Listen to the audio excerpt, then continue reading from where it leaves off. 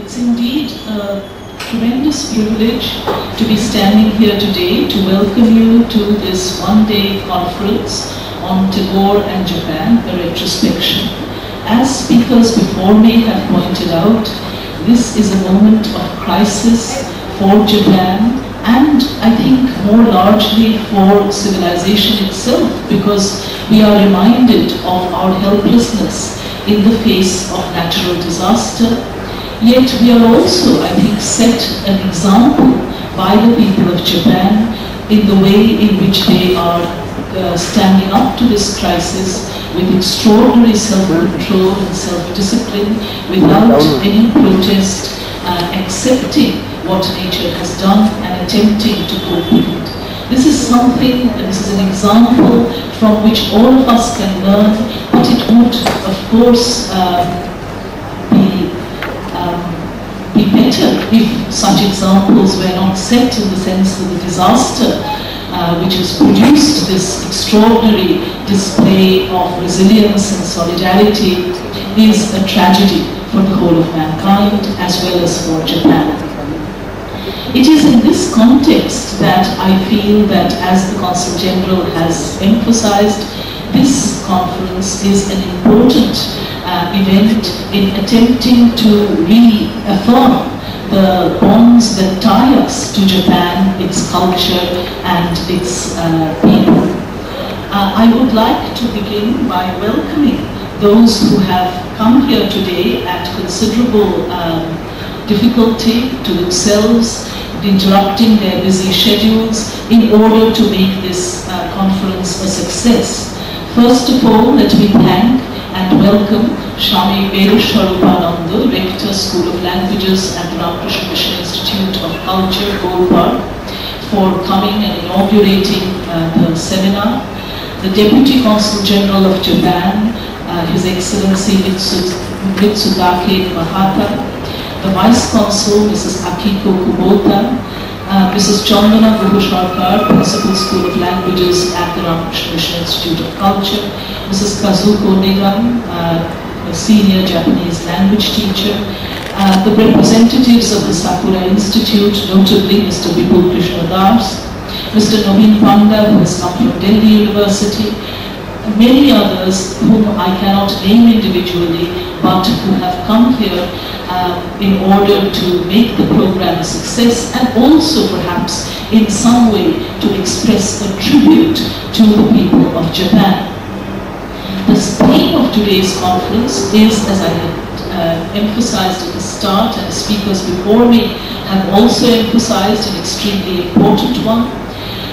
Rabindranath Tagore's association with Japan commenced perhaps in 1902, when Okakura Tenshin first made his visit to Calcutta, and I think that in a way our conference brings together the many themes of that meeting, because perhaps you will all recall that Okakura had come not to meet the Tagore family, but to meet Swami Vivekananda, of whom he had heard. He had come to meet Swami Vivekananda at Belu, and unfortunately, as Swamiji has said, he was unable to take Vivekananda back with him to Japan. Vivekananda died a few months later. And Okakura formed a strong friendship with Vivekananda's disciple, Sister Nivedita. He also, of course, became closely associated with the Tagore family, and Rabindranath Tagore has recorded his impressions of the extraordinary figure, the extraordinary power and dignity of the presence of Okakura in the house at Jodashankar.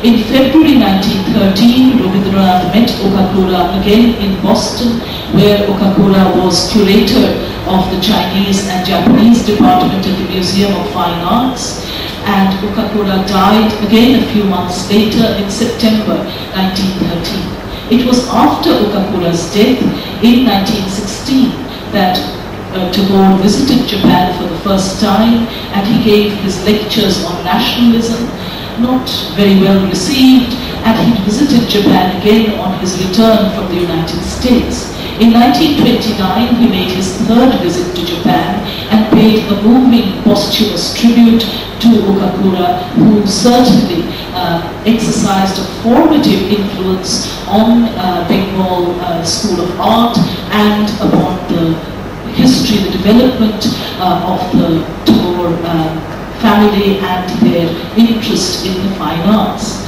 I am sure that these matters will be taken up by the first speaker in this program, Professor Abhijit Mukherjee, who together with Professor Mohitash Bhattacharya are joint directors of the School of Languages, and we express our gratitude to Professor Abhijit Mukherjee for organizing the program, to Professor Mohitash Bhattacharya and all others from the School of Languages who have extended support, and particularly to the directors of the Sakura Institute, as well as to the director of the Rabindranath Studies Centre, Professor Anandalal of the English Department of Jadavpur University, for again extending very generous and unstinted support to this program.